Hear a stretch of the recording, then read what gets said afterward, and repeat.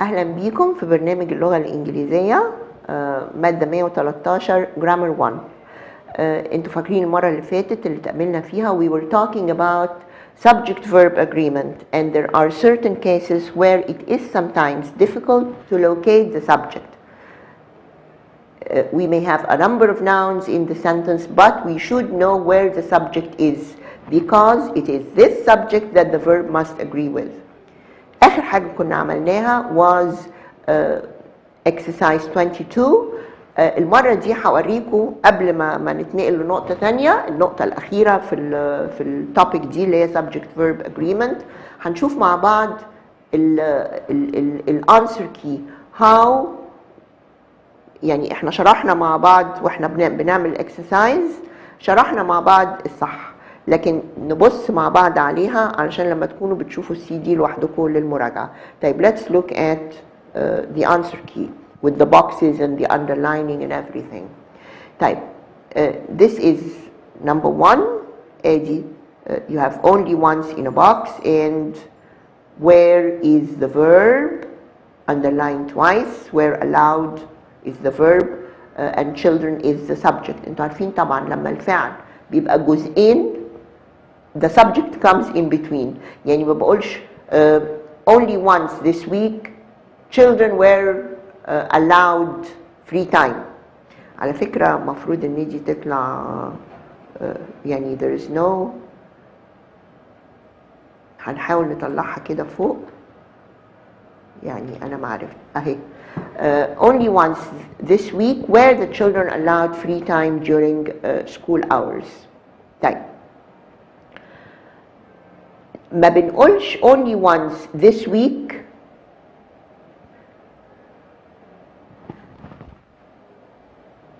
were allowed the children. لا، لما بيكون الفعل من جزئين بيجي الفعل في الوسط. only once this week were the children allowed. ما بقولش أنا عايزة أجيب الفعل في الأول، ما بقولش were allowed the children. no. طيب ادي number 2 are the streets. طيب what in the world are the children screaming about؟ برضو is screaming أو are screaming الفعل بيجي في الوسط. number 4 he would be studying for the exam if كانت مفروض تبقى موجودة، لكن عشان شلناها يبقى الفعل بيجي الأول where he able to get time of work. This exam has many more questions than do، يا إما than does يا إما قلنا than did. She did not know that there was so many mistakes, that there were so many mistakes. number 7 seldom in the history has so many revolutions. لا، have so many revolutions. number 8 how many big mistakes have the teacher found؟ لا، has the teacher found. the new generation of computers، this is correct لأن generation is plural is singular يبقى الفعل singular. is able to process، طيب كان مفروض يبقى هنا عندي خطين. is able to process far more information than was the older computer. معلش هي الجملة أصلها هنا يعني ده اللي اتعمل فيها عشان احنا كنا بنتكلم على الcomparison، ف this is not part of what we had to do. then ما بنقولش then was the older generation. وانتوا عارفين ان هنا ممكن اقول how هقول to process far more information، ممكن اقول راجعوا الجزء ده في محاضرة سابقة more information than the older generation was، وممكن اقول than the older generation وبس، وممكن اقول than was the older generation. طيب in the parking lot down the mall was the cars of shoppers. لا، هي were the cars of shoppers. and we move now back again to number 23 in the cases of subject-verb agreement. طيب certain words are singular. يعني certain words are singular. sometimes we have certain words that may refer to a plural subject, but the words are singular and they are treated as singular. يعني they take a singular verb. طيب تعالوا نشوف. ودي على فكرة يعني this is a very common mistake which people make. Even though certain words are plural in meaning, they are grammatically singular in English. يعني ايه they are grammatically singular؟ يعني they refer ما هماش مثلا زي كلمة people. People is plural in meaning لكن ما فيهاش s، لكن بنعملها على انها a plural word. It is an irregular plural in English. لكن في كلمات بتدل برضو على plural لكن grammatically they are singular. يعني they take singular verbs. نشوف الجملة دي. Everybody were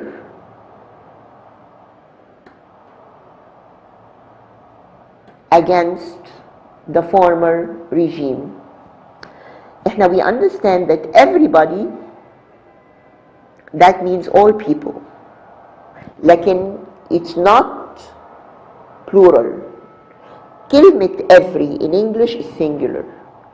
يعني لما أقول everybody لازم أقول was against the former regime. We understand that everybody means all people, but it is grammatically a singular noun that requires a singular verb. Now, subject-verb agreement with subject-verb agreement after certain words. These words or expressions are grammatically singular, so they take singular nouns. Every وكل حاجة جاية مع every وany وno وsome وeach. يعني ما أقول each student has، أما أقول every student has. طيب الكلمات بقى اللي هي دي لما بنقول anybody و anyone، انتوا جايز تقولوا ان anybody و anyone يعني أي واحد، دي ممكن تبقى singular وزيها nobody، لكن ممكن نتلخبط في every و some. لكن كل الكلمات دي are singular when it comes to grammar. They are grammatically singular يعني they take singular verbs. طيب تعالوا نشوف الجمل اللي جاية دي. In the sentences below, underline the words that are plural in meaning but are grammatically singular once and underline the verbs twice, indicating if the sentences are correct or incorrect. طيب I cannot believe that somebody actually behaves so meanly. يعني ما اقدرش اصدق ان اي حد ممكن يتصرف بهذه الخسة. طيب somebody is singular اهي، somebody is singular. Behaves is the verb and it's also singular.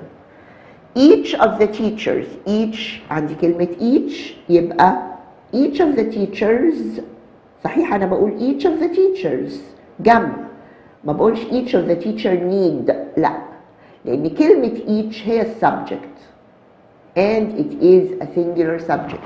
يبقى أقول each of the teacher needs، عشان to make it correct مفروض تبقى needs to have a separate office. The former president thought that no one was suitable.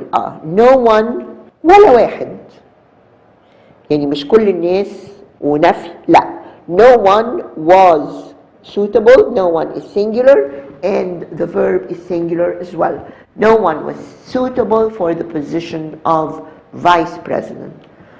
Everybody, this is the subject and it is grammatically singular. Everybody taking part. فاكرين؟ This is a reduced adjective. يعني who is taking part in the play. طيب this is an adjective clause ممكن بنشيلها خالص، مش جزء أساسي من الجملة. طيب everybody الفعل هو إيه؟ are to be in the theater before to. Everybody are لا، everybody is to be because everybody is singular. طيب because of heavy losses, nothing is the singular word referring to plural.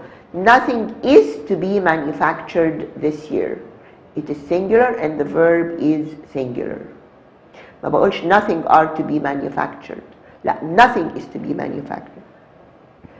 Every time someone smoke, طيب someone is singular, يبقى someone smokes. Every time someone smokes, there is a fire alarm. كل مرة حد بيولع سيجارة الالارم النور بتاع الارم الحريقة بينور. طيب anybody برضو singular word. anybody who sees. طيب هقول anybody who sees ما هي صح اهي.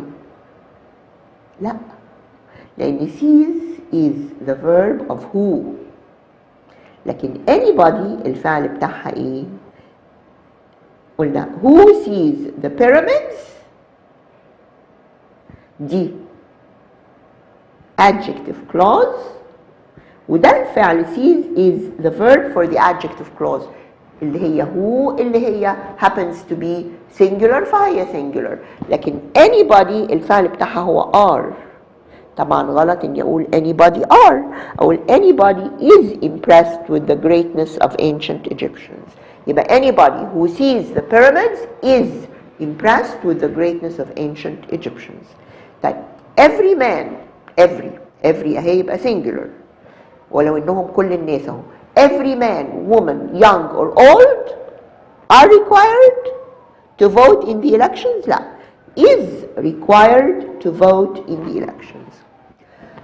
We should believe that anything is possible. Anything is the singular word. The verb هو is. يبقى this is correct. We should believe that anything is possible if we really try. The police announced to reporters that nobody, singular word, has been fired at. لا, has been fired at. أعلن البوليس للصحفيين أن النار لم تطلق على أي أحد. alright. طيب تعالوا نشوف في الانسر كي علشان برضو لما تيجوا تذاكروا على السي دي لوحدكم. That's the last exercise. Yes. طيب. Somebody actually behaves. دي صح. Each of the teachers need. لا. Each of the teachers needs. هي جمع لكن السبجect هو each and each is a singular word. The former president thought that no one was suitable for the position of vice president. This is correct. Everybody taking part in the play is to be in the theater. Because of heavy losses, nothing is to be manufactured. Every time someone smokes, there is a fire alarm. Anybody who sees the pyramids are impressed. لا, is impressed. Every man, woman, young or old is required to vote in the elections time. We should believe that anything is possible if we really try. The police announced to reporters that nobody have been fired at. لا, nobody has been fired at. طيب احنا كده انتهينا يعني we are finished with this topic of subject-verb agreement. The next topic we're going to do اللي هنعملها مع بعض في المحاضرة السادسة. This is what we call in English parallel structure. انتوا عارفين structure اللي هو بناء الجملة. يعني ايه بقى parallel؟ parallel يعني متوازي. انتوا عارفين الخطوط المتوازية يعني parallel lines. Parallel structure معناها ايه؟ أبنية متوازية. يعني structure which is the same. طيب ايه parallel structure دي؟ ده معناه ان احنا when we group things together they should be the same. يعني ايه؟ يعني لو انا مثلا بقول and معناها ان انا بجمع حاجات مع بعض. بجمع حاجات مع بعض دول لازم يبقوا مع بعض زي بعض. يعني ما اقدرش اقول يعني if I'm using and I cannot use a verb and an adjective and a noun. لا, if I'm using and معناها ان انا بجمع او لو بفرق كمان. ما دام جمعتهم مع بعض هما they have to be the same. يعني they have to be either verbs or nouns or adjectives, لكن مش حاجات مختلفة. alright. يعني لو بقول مثلا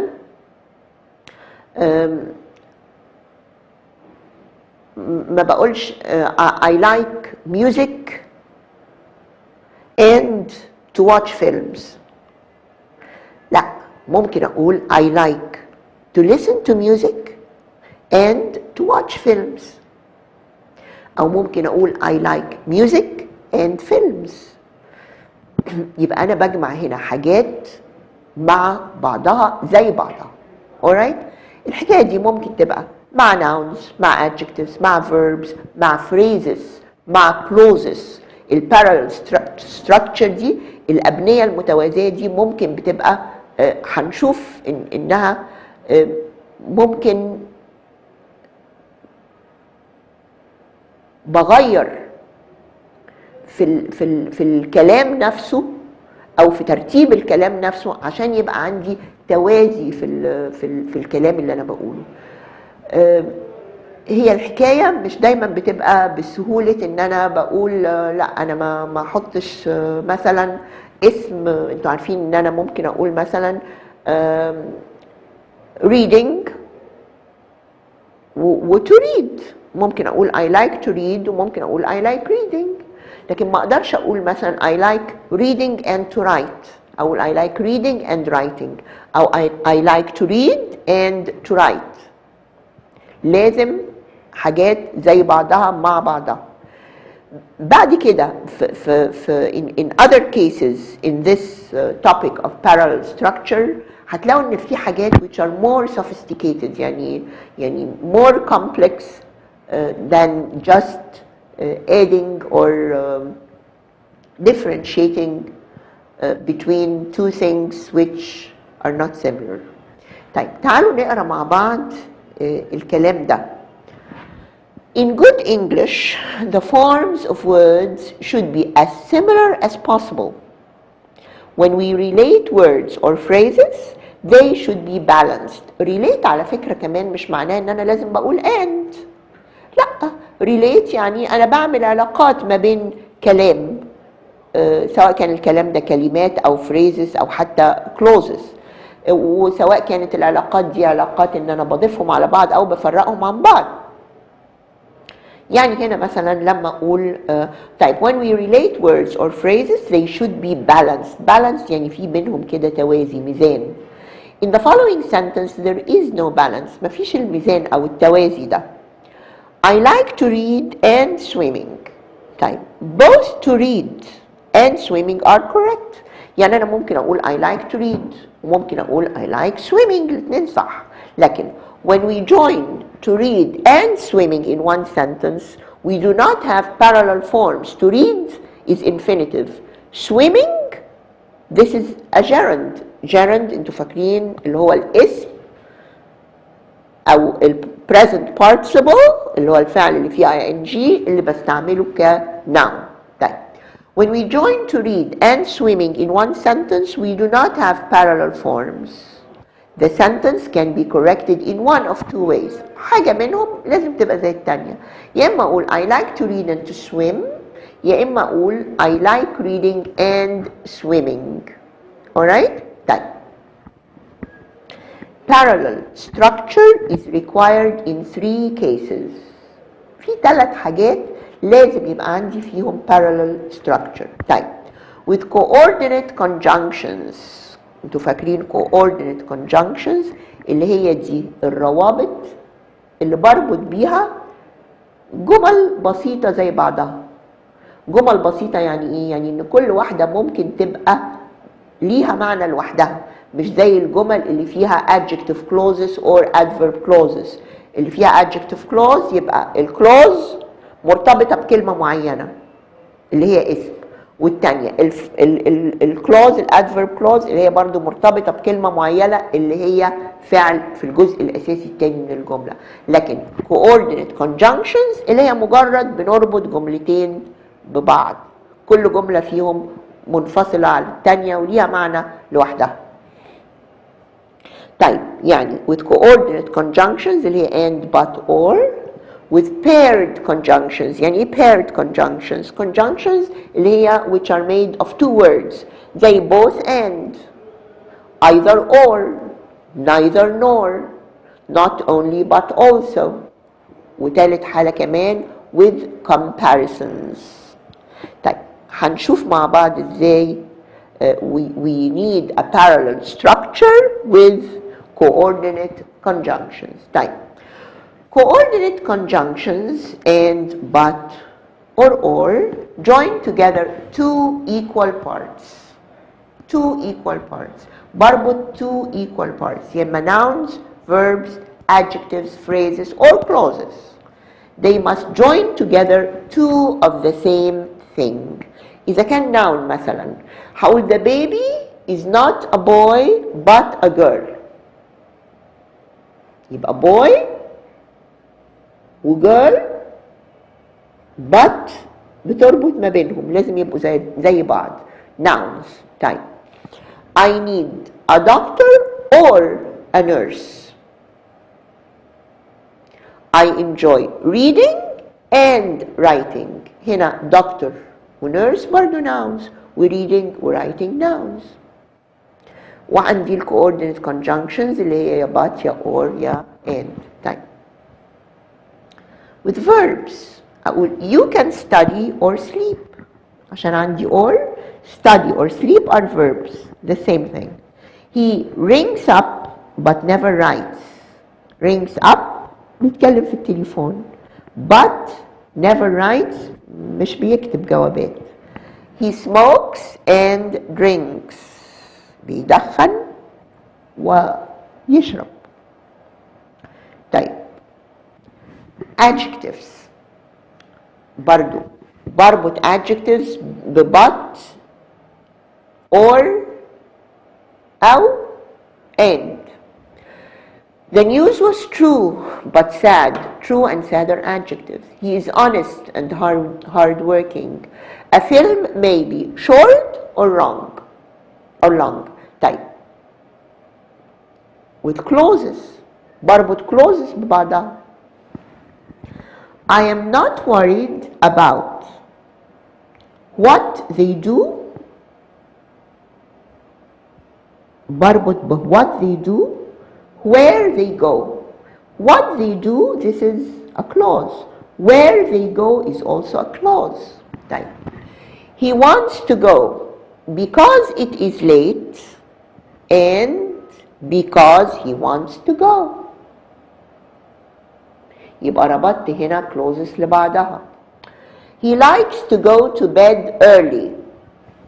He likes to go to bed early. But we prefer to stay up late. هو بيحب يروح ينام بدري لكن احنا بنفضل نسهر. He likes to go to bed early, clause. We prefer to stay up late, another clause. طيب phrases. There are books in the library and on the shelf. In the library, on the shelf. طيب you can find bread in the supermarket or in the bakery. In the supermarket, in the bakery. حاجتين زي بعض. I will not come next week, but the week after. برضو next week, week after. طيب let's look at exercise 24. In the following sentences, put the word that indicates that the sentence should have parallel parts in a box. Underline the parts that should be parallel and indicate if the sentences are correct or incorrect.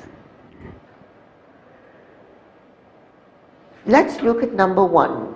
She worked as a typist, a shop assistant, and at a restaurant. طيب أنا عندي هنا and.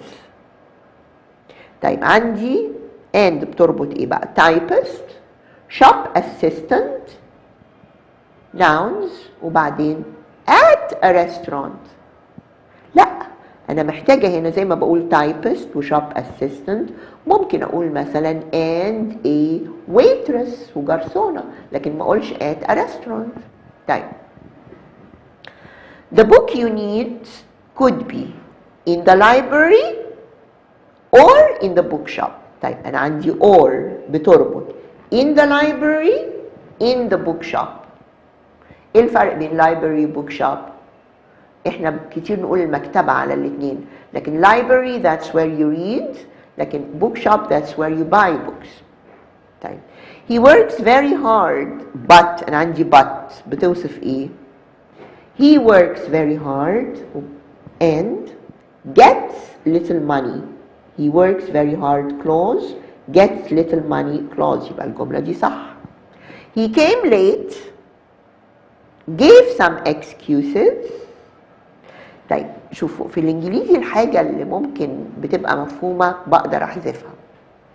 يعني ما اقول he came late مش شرط اقول he gave some excuses، لان اذا كان السبجكت واحد يعني اذا انا ما قلتش السبجكت هنا يبقى مفروض ان السبجكت هو نفسه، يبقى he came late gave some excuses. طيب came late gave excuses and لازم يبقى برضو عندي ايه؟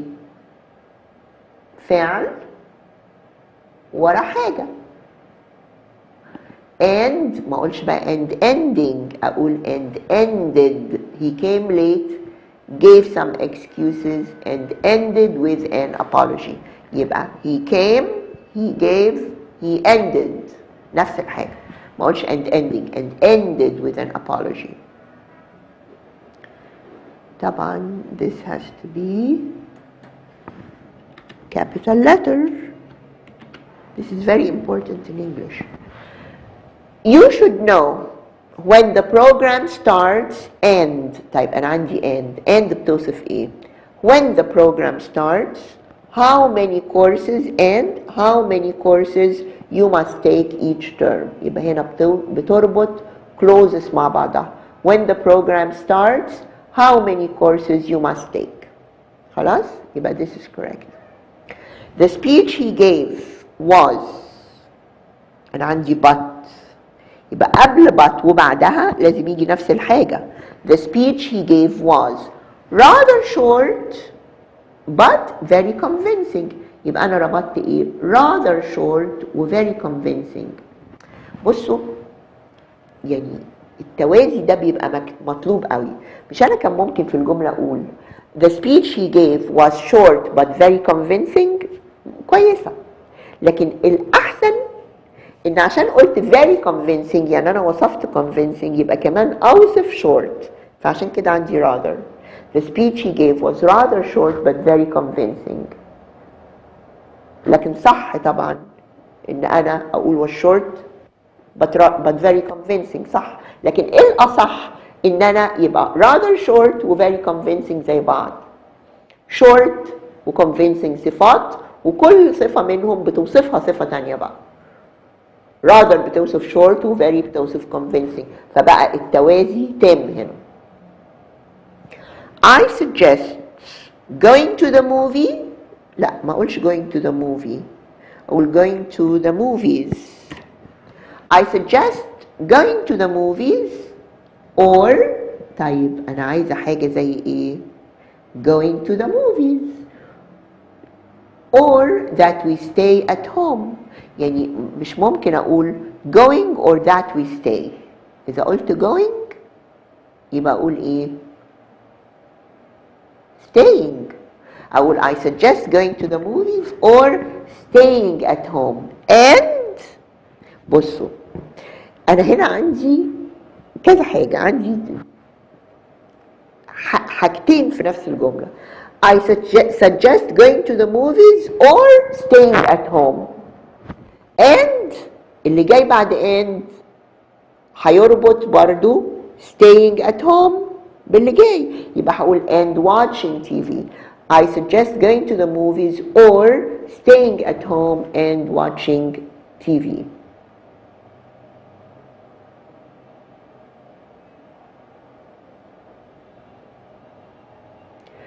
The manager or his secretary. طيب manager بربطها ب or بإيه؟ his secretary. Noun and noun. The manager or his secretary will tell you when to deliver the goods. توصل البضائع امتى. There is work to do, meetings to attend, and أنا عندي هنا and وانتوا عارفين إن and بتربط مش بس حاجتين ببعض، ممكن تربط حاجات كتير ببعض، بس الحاجات الكتير دول برضو لازم يبقوا يعني they should be the same. طيب أنا بقول there is work to do يبقى عندي work to do. Meetings to attend عندي noun وinfinitive.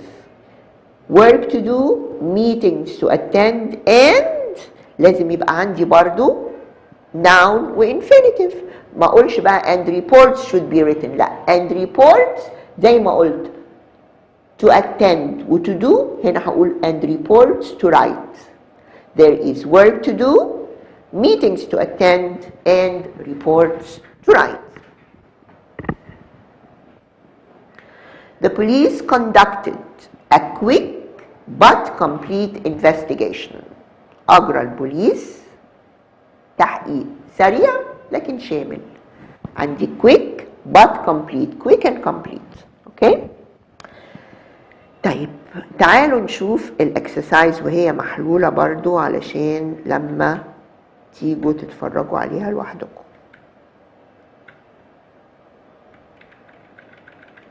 طيب اهي. She worked as a typist, a shop assistant, and a waitress. عشان يبقوا زي بعض. وطبعا الشرح احنا مجرد هنا هنقراهم عشان تلاقوهم وهم مكتوبين. The book you need could be in the library or in the bookshop. He works very hard but gets little money. Works but gets. He came late, gave some excuses and ending لا and ended. You should know when the program starts and يبقى when and how many courses you must take each term. Type the speech he gave was rather short but very convincing. I suggest going to the movies or that we stay at home and watch TV لا or staying at home and watching TV. The manager or his secretary will tell you when to deliver the goods. There is work to do, meetings to attend, and reports to write. The police conducted a quick but complete investigation, and we move to 25. اللي هي parallel structure with paired conjunctions. قلنا paired conjunctions اللي هي الconjunction الروابط اللي معمولة من كلمتين a pair اللي هي both and, either or, neither nor, not only but also. طيب نبص على الجمل دي. I know both what I want and what I can. مش أنا عندي both and لازم اللي جاي في الوسط واللي جاي في الآخر يعني اللي جاي بعد كل جزء من الكونجنكشن يبقى نفس الحاجة. What I want, what I can. طيب either علي or أحمد has the keys. وانتوا عارفين ان either الفعل اللي وراها بيبقى مفرد، ده عارفينه من الأول من محاضرة في الأول خالص. either علي or أحمد noun has the keys. طيب the money is neither in the drawer nor in the purse. And in the drawer, in the purse. She is not only a good mother but also a great daughter. A good mother, a great daughter. Very balanced. نفس الحكاية بالظبط.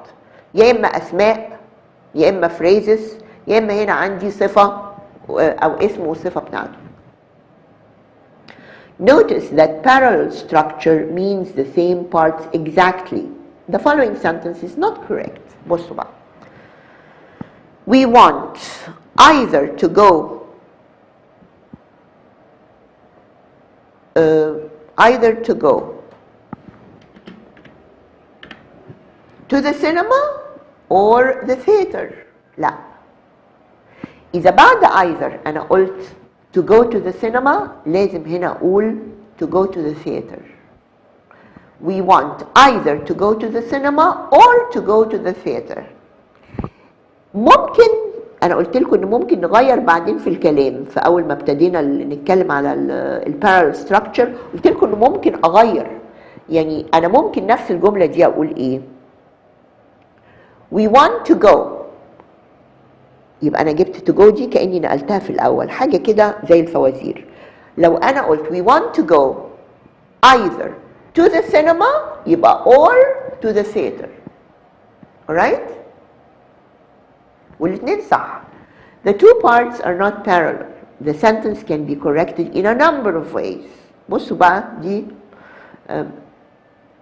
نفس الكلام لكن بكذا طريقة. We want either to go to the cinema or to go to the theater. اللي هي الجملة الأولانية. ممكن أشيل to go دي هجيبها في الأول وتبقى بتنطبق على الاثنين برضو. فهقول we want to go either to the cinema or to the theater. وممكن أقول we want to go to either the cinema or the theater. كل دول صح. When you are using paired conjunctions, be sure the correct parts are used together. يعني إيه؟ يعني إيه the correct parts؟ ما أجيش أقول مثلا either nor أو both or.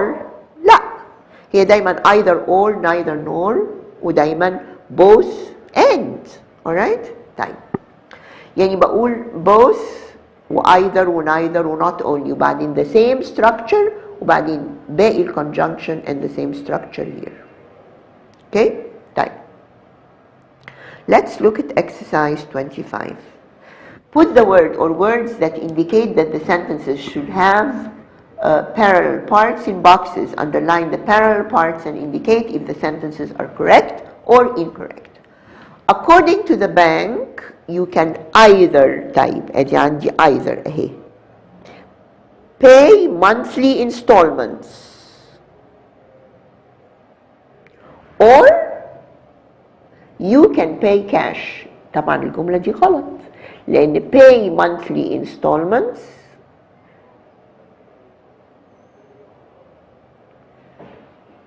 لازم يجي وراها أما أقول or لازم يجي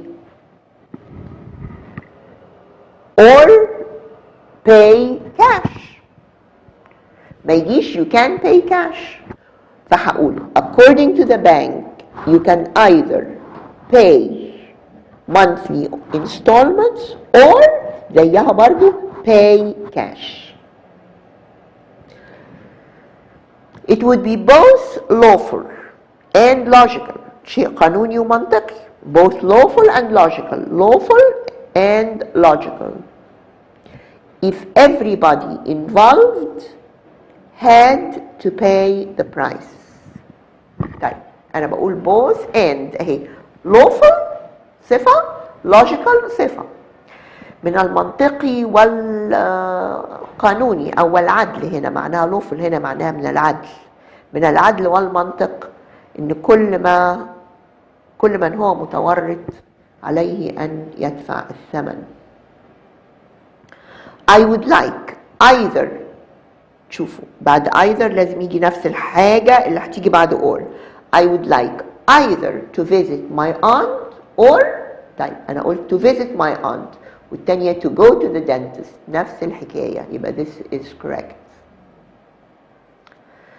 Either the dean or لازم يجي زيها the dean now the vice dean يبقى this is correct can allow you to postpone your exams.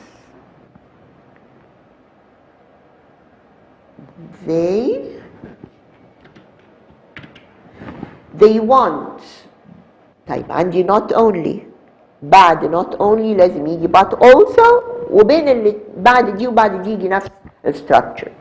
They want not only to buy a car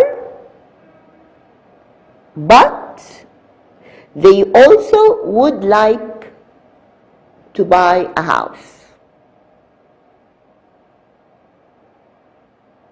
طيب أنا قلت not only to buy a car, it's a phrase. بعد but also لازم يجي وراها phrase زيها. يبقى المفروض تبقى ايه؟ They want not only to buy a car but to buy a house. ومش ضروري اقول they خالص لان they هي الفاعل في نفس الحاجتين. They want not only to buy a car but also to buy a house. لكن would like دي بقت عندي clause ما بقتش phrase. I accept neither what you did nor you said. I accept neither type عندي neither nor paired conjunction صح. neither nor طيب بعد neither what you did nor لازم تبقى برضو what you said لكن مش you said. neither what you did nor you said لا no neither what you did nor what you said. what you did what you said are parallel. both the engineer or the mechanic could fix the car damaged in the accident. طيب أنا عندي both the engineer the mechanic صح بس الغلطة هنا في or ما بقولش both the engineer or the mechanic. يا إما أقول both the engineer and the mechanic could fix يا إما أقول either the engineer or the mechanic وده منطقي أكتر يعني هو حد منهم اللي هيصلح الدامج. either the engineer or the mechanic could fix يا إما both the engineer and the mechanic could fix. both and either or لكن مش both or ولا either and. they not only type not only يبقى عندي but also ويجي ورا كل واحدة منهم نفس structure. they not only set the police departments on fire type set the police departments on fire but also burned police cars. طيب نفس الحكاية set the departments on fire burned police cars نفس الحكاية. these are clauses وشلنا they لأنها معروف إن هو نفس السبجكت. students graduate either or طيب ادي either or. students graduate either after September exams or June exams. طيب أنا بقول either بعدها إيه؟ after September exams or لازم يجي وراها إيه برضو؟ or after June exams. يا إما كان ممكن الجملة دي برضو تبقى إيه؟ students graduate after either September exams or June exams. لكن لو قلت after بعد either لازم برضو أقولها بعد or يا إما أجيبها في الأول. The film was neither amusing nor was it interesting. صح أنا عندي neither nor.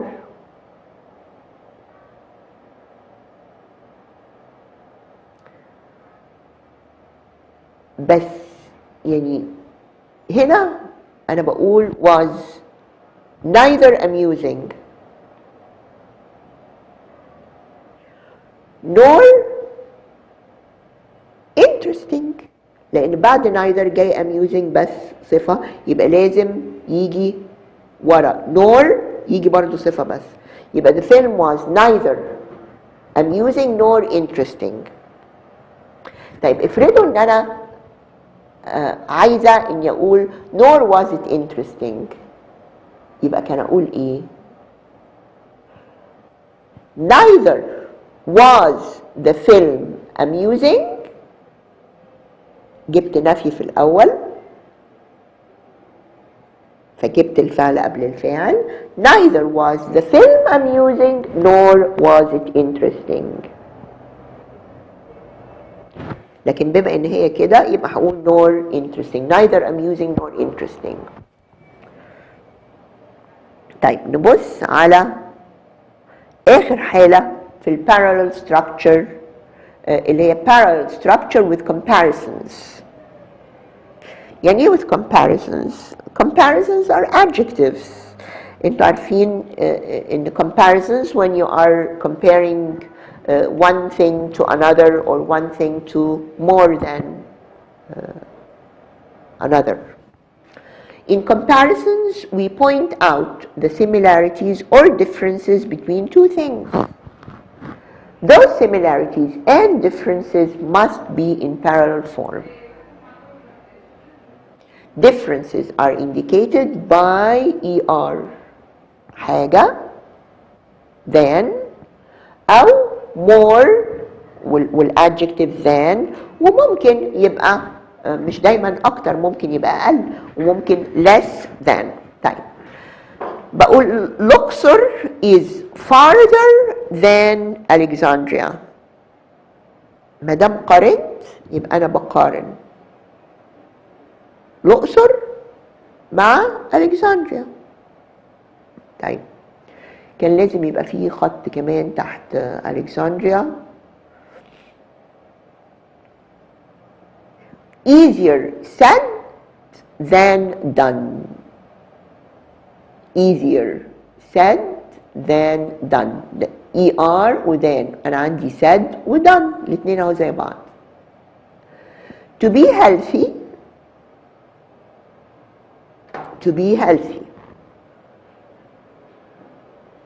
Phrase is better than is the comparison, is better than to be rich. يبقى ايه اللي بقوا balanced او ايه اللي بقوا the same او ايه اللي بقوا parallel؟ the two phrases to be healthy, to be rich. والتانية Luxor, Alexandria. said و done. طيب what is written؟ طيب عندي what is written is more easily understood than what is spoken. يبقى what is written بقارنه بإيه؟ what is spoken. الاتنين ليهم نفس structure.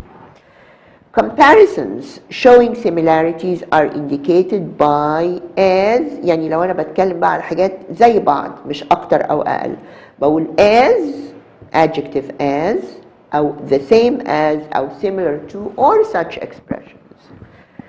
لما أقول this tree is as tall as a palm tree يبقى this tree a palm tree.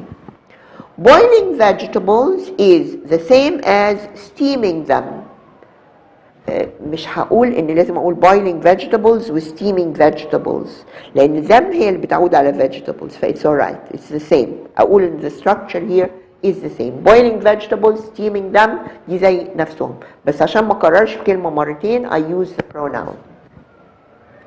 The course I attended is similar to the course you attended. يبقى the course I attended, the course you attended. الاتنين are parallel. طيب parallel structure with comparisons. يبقى أنا عندي the same structure here بستعمل more than, ER than, less than, as the same and I have the same structure. طيب نتقابل بقى المرة الجاية يعني to do an exercise on parallel structure with paired conjunctions. Thank you very much and see you next time.